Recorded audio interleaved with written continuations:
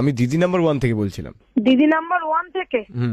আচ্ছা বলুন কি বলছেন। হ্যাঁ বলছিলাম যে আপনি কি দিদি নাম্বার 1 এ আসতে ইন্টারেস্টেড? হ্যাঁ নিশ্চয়ই। একটা আপনি কি তাহলে অডিশনের জন্য কি রাজি? হ্যাঁ হ্যাঁ অডিশনের জন্য রাজি, কিন্তু কি কি লাগে সেসবটা কিছু জানি না, কিন্তু আশাটা ছিল যে দিদি নাম্বার 1 এ একটু যাবো। পোর্টফোলিও মানে ধরুন আপনি বাগানে একটা ছবি দিন, পাহাড়ে হ্যাঁ একটা ছবি আছে, গাছে আমি উঠে। অনেক বেড়াতে গেছি তো, হ্যাঁ অনেক এরকম ধরনের ছবি আছে, একটা জঙ্গলের ছবি আছে বা মানে আর আছে যে একটা ছবি এরকম ধরনের আছে। হ্যাঁ এরকম ছবি মানে গাছে উঠে কোনো ছবি আছে?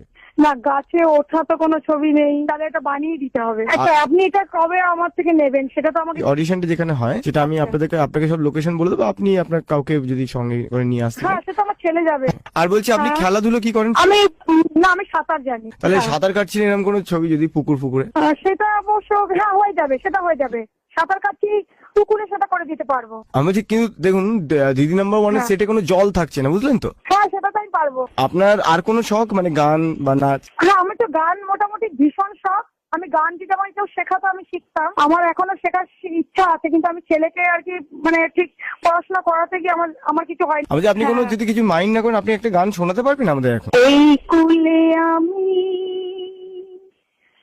আর ওই কুলে তুমি, মাঝখানে নদে আয় বয়ে চলে যায়। অসাধারণ।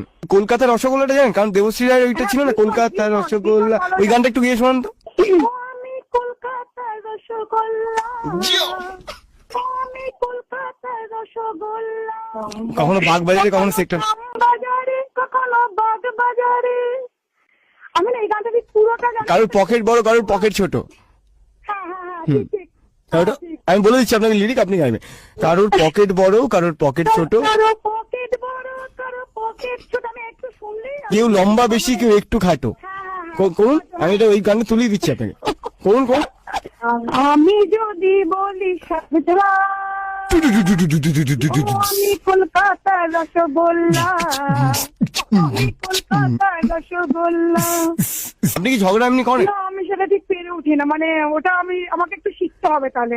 গোপালের মা, হ্যাঁ। গোপালের বাবার লুঙ্গি মেলার জায়গা আমাদের পাঁচিল, এরম ভাবে উচ্চ স্বরে বলুন। হ্যাঁ হ্যাঁ বলুন। এই, কি ভেবেছিস গোপালের মা আমার দেওয়ালে লুঙ্গি মেলে গেছিস? এটা কি চীনের পাঁচিল পেয়েছো? হ্যাঁ এটা কি নিজের পাশে পেয়েছো? ঠ্যাং ভেঙে দেবো।